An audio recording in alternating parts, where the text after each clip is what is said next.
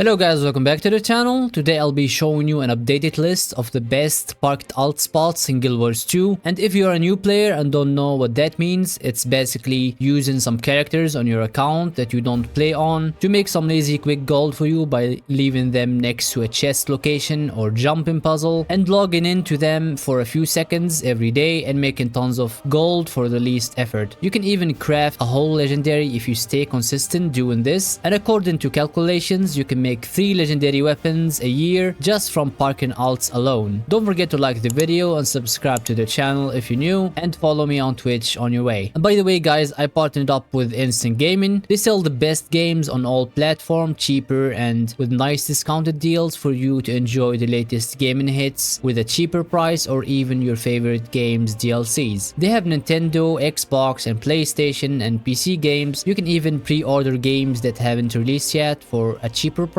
and a lot better than their contenders. Instant Gaming is trusted and they sell you the games from their original sources, so don't worry about safety. And thanks to Instant Gaming, I'm able to do this giveaway for you guys. You can click the link down below and participate in my giveaway, and in a few days the lucky winner will be able to choose one game to get from Instant Gaming website or a game DLC, and increase your chances of winning by following their social media and also my YouTube channel. And now let's make some gold. I have to mention that some of these parked alt spots are not new player friendly, and you will need certain masteries and mounts and even items to be able to do them. But there is some easy ones that even a new player can do and make some easy gold from, and I'll start with the easiest and most consistent park spot on the game, Tomb of the Primeval Kings. This spot is in the second map in Path of Fire expansion, Desert Highlands, and you will get here eventually if you do the Path of Fire story, but you can actually come here early using teleport to a friend item, or even just walk in here. This spot has 6 chests that you can loot without needing any key or currency, which makes it the most newbie friendly parked alt area. And in addition to this, these 6 chests are not account bound on loot, means if you unlock this spot on your guardian, your necromancer can loot it too on the same day. So even if you're a new player, you can put all your alts in this spot and make some gold from it every day. Now I'll talk about how you actually make gold from this area. The chests you loot have a chance of dropping rare identified gear and some Path of Fire currencies and some rare exotic named gear that are worth a lot of gold. And after looting, make sure to open these rare identified gear and salvage the rare gear to get globs of ectoplasms. Sometimes you get multiple globs of ectoplasms from one salvage, so it's worth it to salvage. Unless you get an exotic gear, then I recommend just selling it, especially if it's more expensive than a glob of ectoplasm. Another way you can make some profit from this area is this NPC here. He sells some exotic accessories and rings using gold and some Path of Fire currencies that you can actually resell later for more gold on trading posts. But don't abuse this, and experiment first by selling one item to see if it sells or they'll stay there without someone buying them. I actually managed to sell 3 rings from here and I made around 4 gold. Our next parking spot is an easy one too for new players, but it needs some preparations for more chances of nice loot. You're gonna need the gathering boost buff from Guild Merchant, but that increases your rare drops from gathering by 20%. Try to join a high level guild to get this buff. It's very useful. Next, we're gonna need some laurels that you can get from Wizard's Vault by buying them from there or doing your weeklies. Buy some items from the laurel merchant. Teleport to PvP lobby for some quick access to this merchant and go over here until you reach this laurel merchant, and we're gonna need some advanced harvesting sickles from him and some item boosters. That's it. And what we did now is to increase our chances of dropping rare things from harvesting by 50% using the guild booster and also the advanced harvesting sickle buff. But also by using the item booster, you have a 33% chance of looting things twice when you gather. Now our park spot is here in the first ever place you reach in Heart of Thorns maps after the story. Go down here and loot this line of mussels that drop freshwater pearls and piece of mother pearl, which are rare items that can be sold for some decent price. And by the way, be careful from pocket raptors here. They hit like a truck.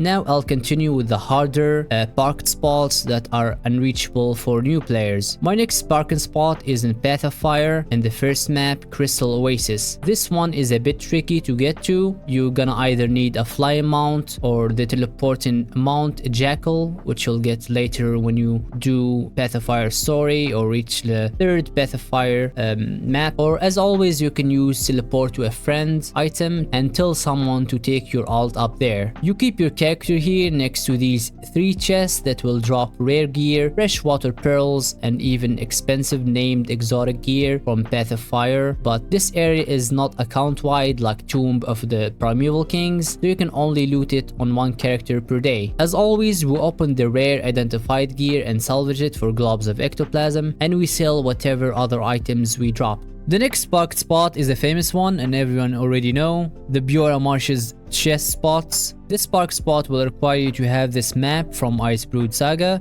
Living Wall Season, and some masteries like the Raven Bond mastery and some Essence Manipulation masteries to be able to open the chests. And to make this a lot easier, you'll need a flying mount too and the prototype position rewinder, which is an item you get from an NPC in Living Wall Season 4 map Sandswept Isles. Here from this heart near the reserve generation site. You do the heart and talk to the NPC and buy the item for a lot of karma and the map's currency, and I promise it's really worth it to get this item. This item is one of the most useful items in the entire game, especially for jumping puzzles and parking alts. And how you use it is very simple. You click the item, then use the first skill. Right now you marked that spot, and for 30 seconds wherever you go and whatever you do, when you click the second skill you will be teleported back to that spot you marked from the first time. It's a very cool item and we will be using it in our parked alts from now on, so that's why I wanted you to know about it. Now I'll use this item and the Griffin mount for the Bjora Marches chests, so watch closely what I do. First you teleport to Spirit's Refuge waypoint, and from here you head straight to this place, Shrine of Resilient Ox. Now when you reach here, use your Sky Scale or Springer to go next to the mastery point. From here, there's a chest here. You don't actually need the prototype rewinder to do this, but it makes this parked spot a lot easy. Get the chest. Go and get this Glorious North chest. Now we can do this. Prototype rewinder. Leave our shadow behind. Go down here. Look for chests in this area. There's a chest. You get that chest. Go here. Find another chest, maybe. Nothing here. And we go back. There's another chest here. You get it? Now what I usually do around here, fly up, then go down with my Griffin and come here to this chest here, loot it, and continue forward.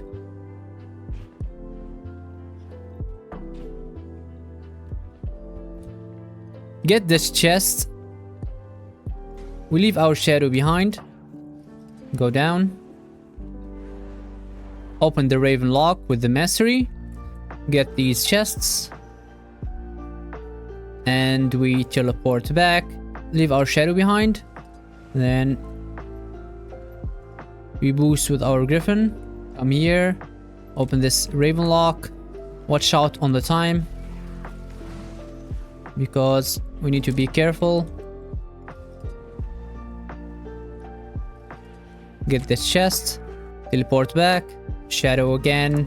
We actually do this to make this quicker with the Griffin, because Griffin is very fast once you go down from high places, so that's why I use the teleport one.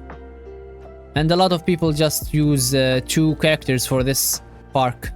There's no chest here, so I'll just gonna get back. There's actually like 2 chests near Drakkar, but I don't include that in my calculations. But when I'm this character and I find Drakkar, like people killing Drakkar, like right now, I join the their squad, and I go kill Drakkar with them. I won't include this in my farm, but whenever I have the chance, I do this. 10 pieces of rare and notified gear, and a lot of eternal ice shards.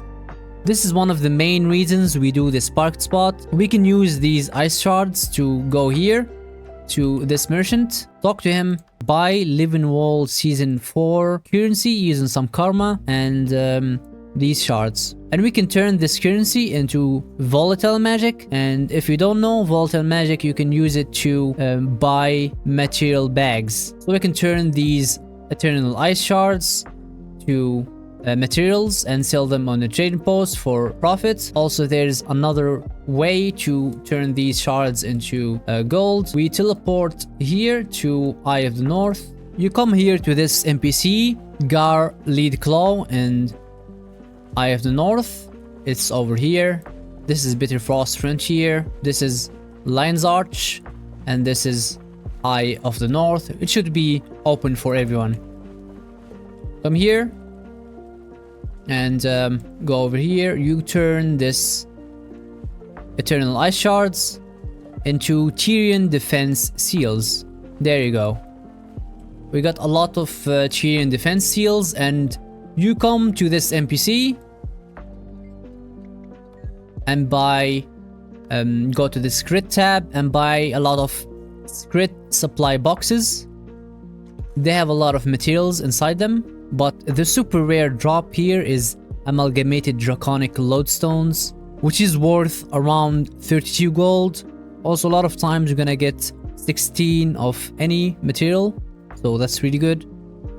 And also Volcanic Stormcall weapon boxes, which is like a skin. Let's go ahead and buy those. So over here I got 33 Scrit chests. You open them and just get materials, and you sell the materials. That's it. Here's my Reaper, and I'll open the Scrit supply boxes. 33 of them, and I got tons of materials here. Did I get anything expensive? We got 24 glacial lodestones. That's perfect, amazing. 9 and 50 silver. 9 gold and 50 silver. Powerful venom sacks. So yeah, this park spot is really profitable. Aside from the ice shards, here's our profit from the rare gear. There you go. 16 globs. So globs of ectoplasms are kinda cheap right now. They used to be around 30 silver, but still it's a lot of profit. And charm of skill. You get this by salvaging any gear with Runecrafter Salvage-O-Matic or Silver Thread Salvage-O-Matic with less chance. So Runecrafter is better for this. So now we head to End of Dragons maps, specifically New Kaineng City. And as you can see, I didn't unlock any part of this city aside from this area.